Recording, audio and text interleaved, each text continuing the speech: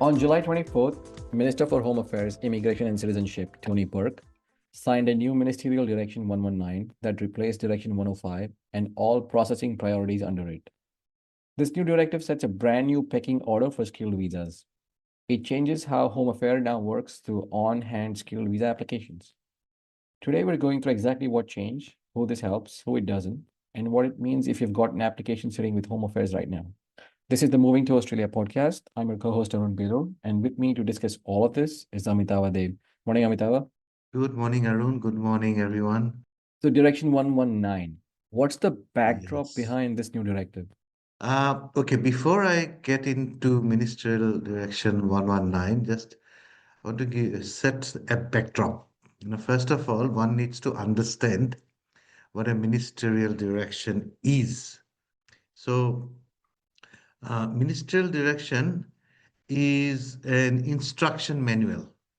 So, let's say we have Migration Act, migration regulations. Migration Act is the constitution of the game, the rules made by the parliament. So that's an act. Regulations are the detailed rule book, and ministerial direction are the official instruction manual on how to apply these rules in particular situations. And they come time to time, the directions are issued, and sometimes certain directions replace an older ministerial direction. Now, this one, the one that we are talking about today, 119, replaces Ministerial Direction 105. 105 commenced on 15 December 2023, which set the priority processing of visa applications that were lodged. So earlier, once the visa applications were lodged, there were five priorities. I will not go into those details because that's not the scope of today's discussion, right, Arun? We can discuss all about ministerial directions overall on another episode.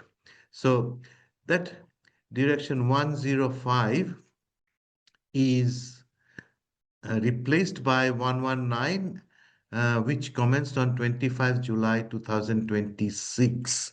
So what, 5 days ago? The backdrop, you asked about the backdrop, and it is a clear shift in government priorities. Earlier, there was a strong emphasis on regional sponsored migration, employer nominated or sponsored, followed by healthcare and teaching. Now, this is very important for all the employers and all the people waiting for their visas. Direction 119 changes that approach. The government is now saying that processing resources should first support national security, law enforcement, and defense. Then occupations connected with housing construction, healthcare, and teaching. At the same time, it gives a broad advantage to people who are already in Australia. So I think you can understand why. I'm not going to go into the politics behind this, but you can understand why, with the shift in the way the whole world dynamics are moving, this is the approach. The policy rationale stated in the direction is that Australia should prioritize strategically important occupations and skilled migrants who are already in Australia and are contributing to Australian economy and labor market. Logical, isn't it? So this is not simply an occupation priority direction, it is an occupation plus location framework. What does this mean for offshore applicants in priority occupations who now rank behind onshore applicants? So it will be processed in that order. So once we go through the order, we will understand. So basically, you'll have to look at the order, and it's publicly available. Ministerial Direction 119. You can Google, and you will see in that order where do you feature, and you will understand that that is the priority in which they will be processed. Now, time frame wise, what it translates to depends on the total number in the queue waiting for visa grant in each of these priority groups. So only time will tell. So it also reflects two obvious political pressures: Australia's defense and AUKUS commitments, AUKUS, and the need to increase the housing supply while continuing to address shortages in health and education. The skills in demand visa 482 was not covered by Direction 105, but is now covered by the new directive. What does Mhm. this mean for this huge cohort of onshore skilled workers and their employers? Now, the former temporary skills shortage, it was operated under Direction 105 priorities. The technical gap concerned the newer skills in demand program, which replaced TSS in December. So, Home Affairs have now explicitly confirmed that skills is in demand 482 is included under Direction 119. There was a gap because after the directive which was issued in 105, skills in demand visa came into effect. Home Affairs are now saying that Direction 119 applies to all on-hand application means in flight, including skills in demand subclass 482 applications, which were not previously included under Direction 105, which means there was a crack, right? And it fell through that crack.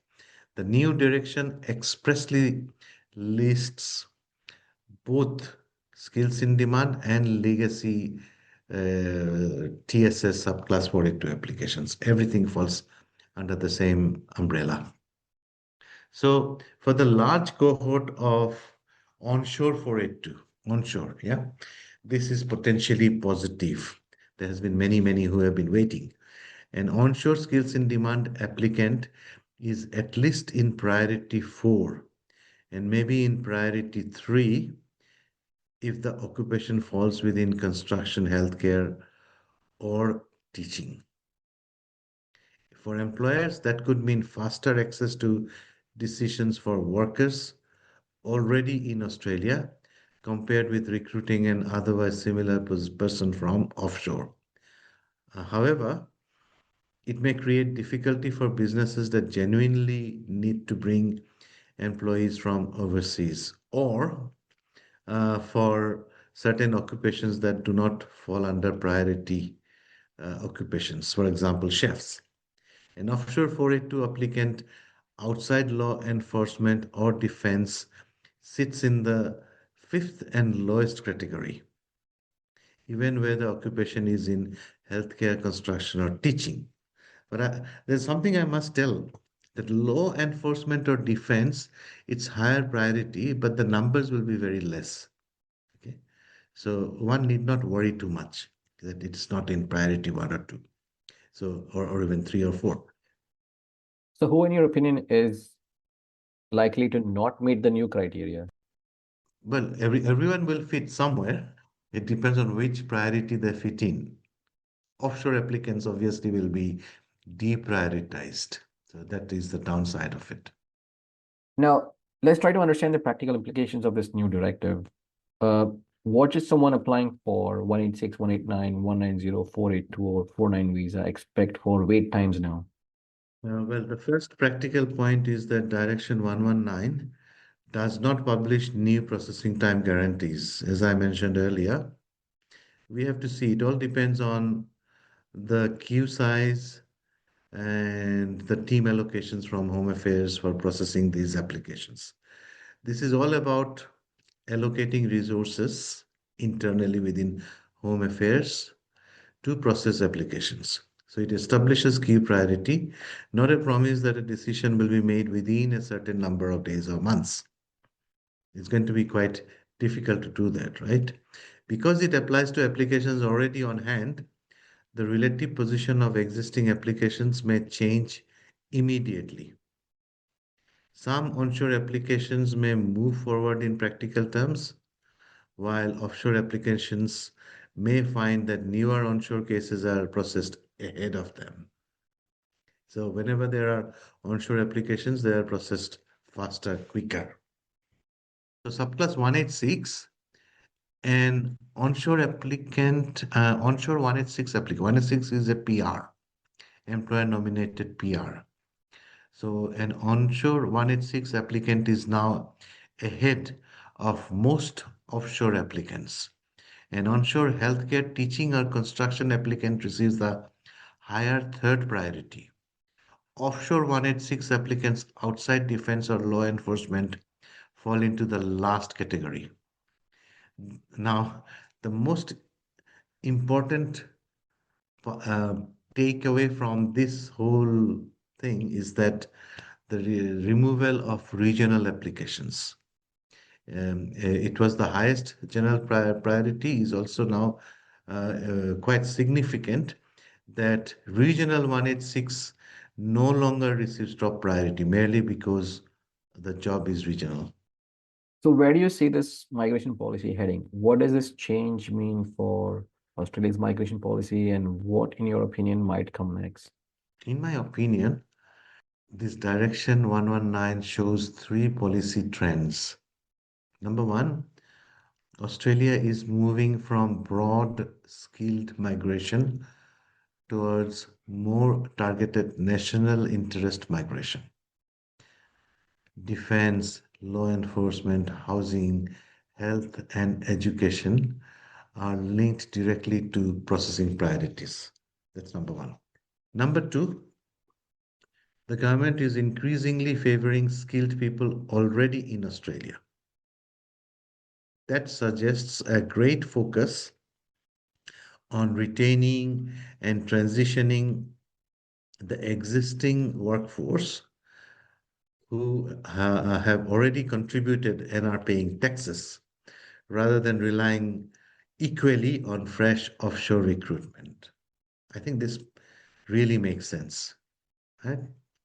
And the third one, regionality is no longer the dominant processing principle that it was under Direction 105.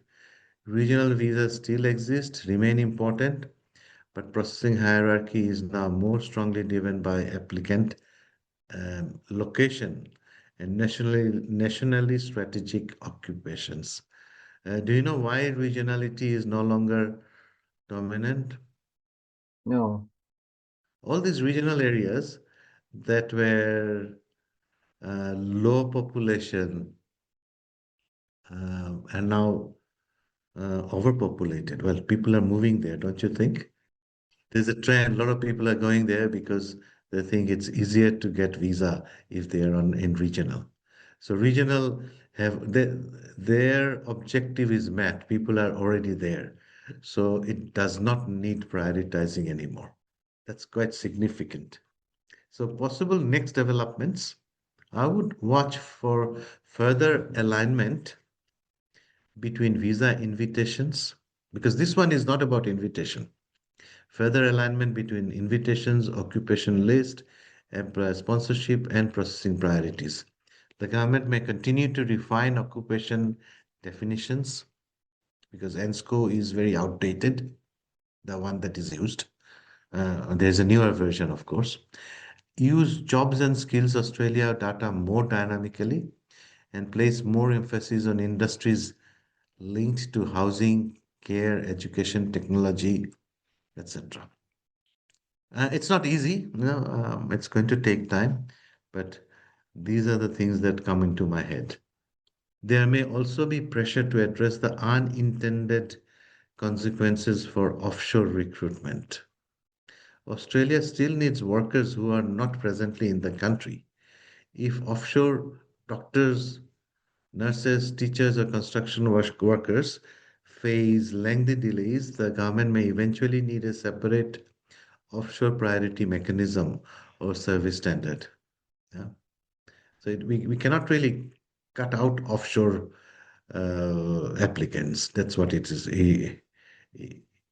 I believe. So a stronger observation is that the message from Direction 119, um, Australia is no longer treating all skilled shortages in the same way. It is asking two questions. What work will this person perform? and are they already here? Well, thank you for your valuable insights, Amitava. Anyone listening, if you have any questions or seek clarity on this new directive, reach out to Amitava. All his details are in the description of the podcast. You can go to our website, www.dmsmigration.com, and get in touch with Amitava via email or just reach out directly to him on his cell phone. Thank you for tuning in, folks, and we shall see you soon.